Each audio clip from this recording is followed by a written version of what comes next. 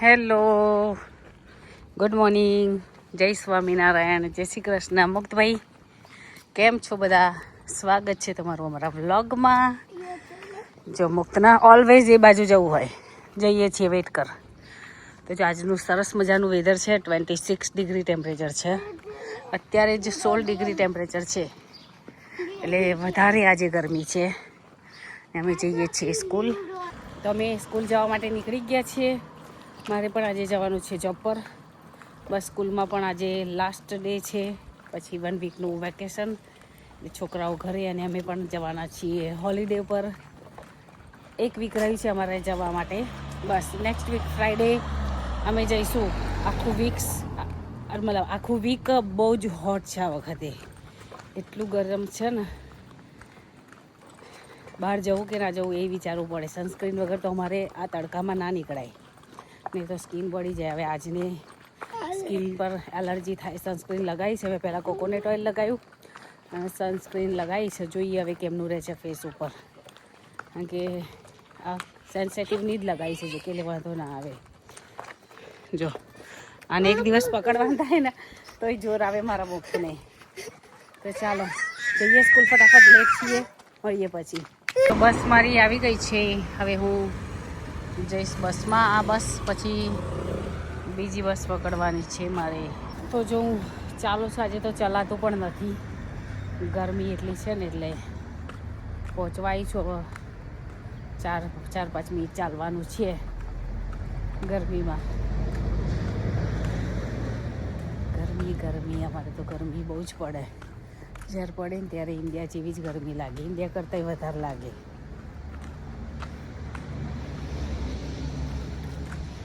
સામે જો પોસ્ટ ઓફિસવાળા આવ્યા છે, આ એ લોકો પોસ્ટ લઈ જશે. 12:30 થયા છે આજે, અને ગરમી એટલી બધી છે ને, જાણે ખરો બપોર થઈ ગયો હોય એટલું લાગે છે. ઇન્ડિયા જેવી આજે ફીલ થાય છે ગરમીની. એટલે ભાઈ થાકીને બેસી ગયા છે અહીંયા આગળ. એટલે ઘણો બધો તડકો છે. મારું કામ પતી ગયું છે. હવે હું જઉં છું ઘરે. બસ પકડીશ ફટાફટ. જો કામ પરથી આવી ગઈ છું. હું જે દીદીના ઘરે જઉં છું ને, એમના ઘરેથી સ્વીટ આવી છે. એમના જે જેઠ છે અમેરિકાથી જ્યારે ઇન્ડિયા જતા હોય ને ત્યારે અહીંયા યુકેમાં હોલ્ડ કરે, આવતા જતા. તો જ્યારે રિટર્નમાં આવે ને ત્યારે કાજુ કતરી અને બેસનના લાડુ છે ડ્રાયફ્રૂટવાળા, એટલા મસ્ત હોય છે ને. પછી મરિયા લઈ આવ્યા હતા, લવિંગ લઈ આવ્યા હતા, એ લઈ આવ્યા હતા બધું મારા માટે. કાજુ કતરી અને બેસનના લાડુ એકદમ યુનિક છે, દિલ્હીના છે, પણ બહુ જ મસ્ત. એની જે મઠરી કહે છે ને, મઠરી તો એકદમ અલગ રંગ, મને અચારી મઠરી બહુ મસ્ત હોય છે. તો ઘણી બધી સ્વીટ આપી છે. હું જ્યાં કામ કરું ને એ લોકો મને બહુ જ દિલથી રાખે, એટલે આમ શબ્દોમાં વર્ણન ના થાય એ લોકો માટે. કારણ કે મારું નેચર બી એવું છે, જ્યારે મારા પેરેન્ટ્સ હોય કે કોઈ પણ મારું સગું આવતું હોય ને મારા માટે કંઈ પણ સ્વીટ લાવ્યું હોય, તો દીદીને પણ મારા જેમ સ્વીટ ભાવે, તો હું ઓલવેઝ એમના માટે લઈ જાઉં. થોડામાંથી થોડી પણ લઈ જાઉં ખરા એમના માટે. તો ચાલો હવે ફટાફટ કામ બતાવું, પછી મળીએ પાછા. આજે ગરમી બહુ જ છે. તો જે મુક્તના લઈ લીધો છે સ્કૂલથી. આજનું વેધર જો બુક્કા કાઢે એવું છે અમારે પણ. યા ઓલ એવરી ડેટ સની. પણ કાલથી સ્કૂલ નહીં જવાનું, હવે હોલિડે છે 1 વીકની. હા, મુક્તને આજે લાસ્ટ ડે હતો. હવે 1 વીકની હોલિડે, પછી પાછું ચાલુ થશે સ્કૂલ. હવે રજાઓ. મુક્તને જલસા, મારે સજા, ધમાલ સહન કરવાની. મુક્તને અમારે ફ્રાઈડેના આવી ગરમી હોય ત્યારે આઈસ લોલી આપે છે, તો લીધી છે ગરમીમાં ખવડાવાય. જો કે શિયાળામાંય મારા છોકરા તો ખાય છે, પણ ચાલે. ચાલો, ગરમી બહુ છે, મળીએ ઘરે જઈને. ચાલો આવી જાઓ, ગરમા ગરમ પાલકના ગોટા ખાવા.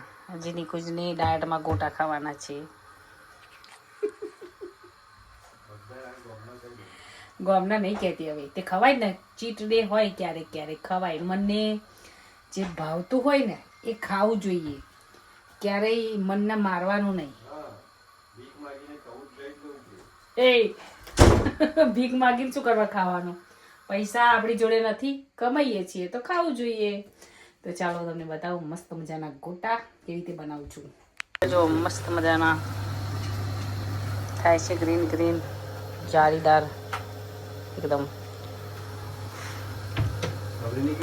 ના 7 વાગ્યા છે અત્યારે. કોઈ કે 7 વાગ્યા છે? ફૂલ તડકો છે 7 વાગ્યા. તો મમ્મી એ ખોલના.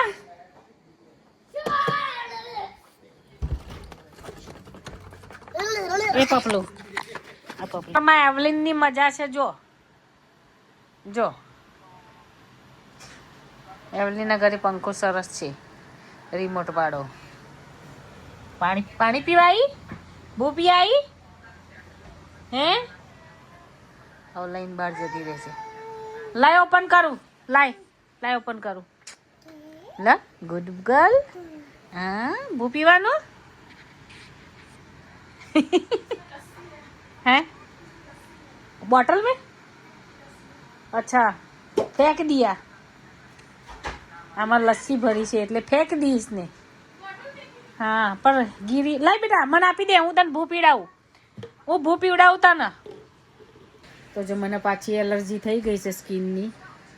મારે તડકો સહન નહીં થતો મારી સ્કિનના, એટલે મારે હવે સ્પેશિયાલિસ્ટ મતલબ અપોઇન્ટમેન્ટ લેવી પડશે ડૉક્ટરની. અને અહીંયા જો કંઈ નહીં કરે જીપીમાં તો હોસ્પિટલ જવું પડશે, કારણ કે હવે તો પૂરો તડકો નીકળવાનો આવી રીતે. તો દરરોજ બહાર જવાનું, છોકરાને સ્કૂલ લેવા મૂકવા, ઘરમાં બેસી રહેવાનું હોય તો ચાલે, પણ હવે તો મારે બહાર જવું જ પડશે.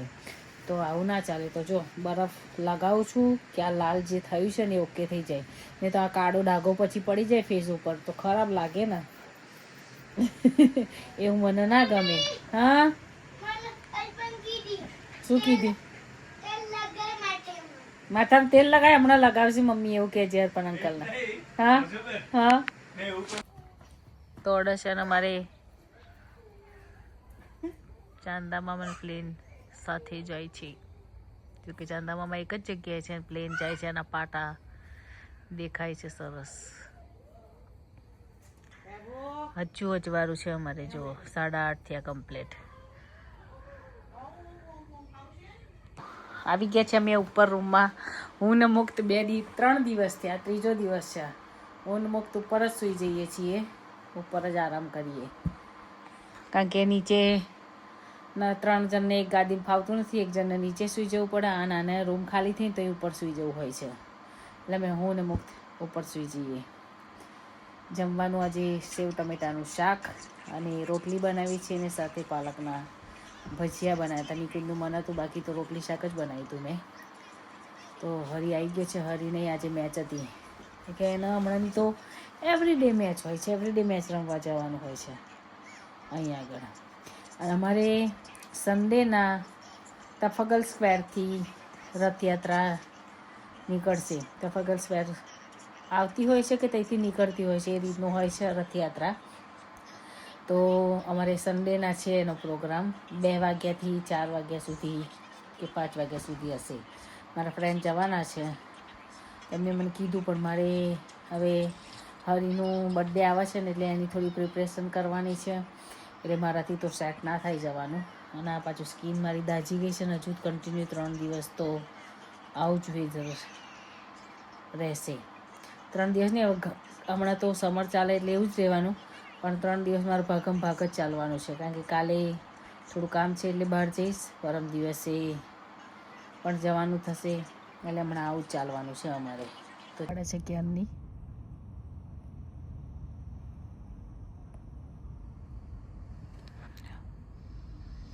બૂમો પાડશે. મને લાગ્યું જ કે શિયાળ આટલામાં કંઈક ફરે છે, એનો અવાજ આવે છે. 10:30 થઈ ગયા છે, અંધારું પ્રોપર હવે થઈ ગયું છે.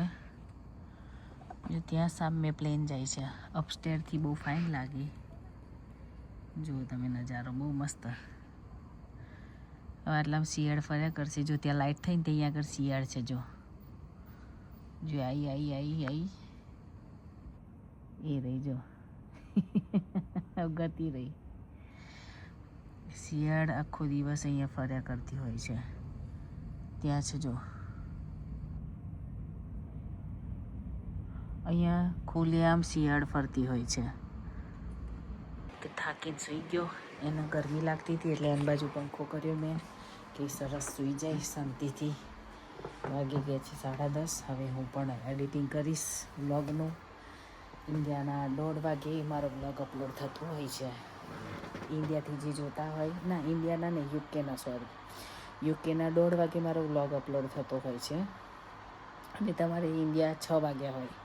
જ્યારે મારે 1:30 વાગે અપલોડ થાય ને ત્યારે ઇન્ડિયા 6 વાગી ગયા હોય એ ટાઈમે થાય. એટલે જે વ્લોગ જોતા હોય ને એવરી ડે 6 વાગે તમારે જોઈ લેવાનો મારો વ્લોગ. તમને મજા આવશે. ચાલો મળીએ કાલે નવા વ્લોગ સાથે. તમને વ્લોગ કેવા લાગે છે, કેવા વ્લોગ જોવાના ગમે છે, જરૂરથી કોમેન્ટ કરજો. જય સ્વામિનારાયણ, જય Shri Krishna. By everyone, thank you.